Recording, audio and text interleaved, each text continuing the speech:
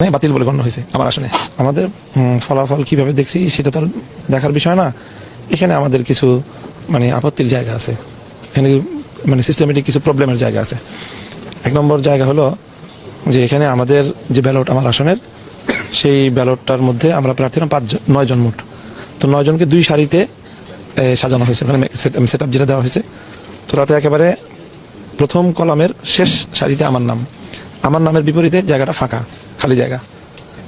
একই ধরনের ঘটনা হলো ঢাকা 8 আসনে, সেখানে ঠিক আমার পজিশনে ধানের শীষে প্রার্থী মির্জা আব্বাস সাহেবের নাম ওই জায়গাটায় আছে। তো সেখানে আমাদের সামনের ঘরটা ফাঁকা থাকার কারণে অনেক ভোটার ভুলক্রমে হা না ভোটের মতোই সামনের জায়গায় সিল দিয়ে দিয়েছে।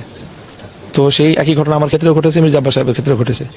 তো কিন্তু ওই বিষয়টা মির্জা আব্বাস সাহেবের ওই ব্যালটগুলো এটা বৈধ বলে গণ্য হয়েছে এবং সেটা গণনার মধ্যে আসছে ধানের শীষের। সেম কেস, সেটা আমার ওখানে বাতিল বলে গণ্য হয়েছে আমার আসনে। আমাদের ফলাফল কিভাবে দেখছি সেটা তো আর দেখার বিষয় না। এখানে আমাদের কিছু আপত্তির জায়গা আছে, এখানে সিস্টেমেটিক কিছু প্রবলেমের জায়গা আছে। এক নম্বর জায়গা হলো যে এখানে আমাদের যে ব্যালট আমার আসনের, সেই ব্যালটটার মধ্যে আমরা প্রার্থীরা 9 জন মোট। তো 9 জন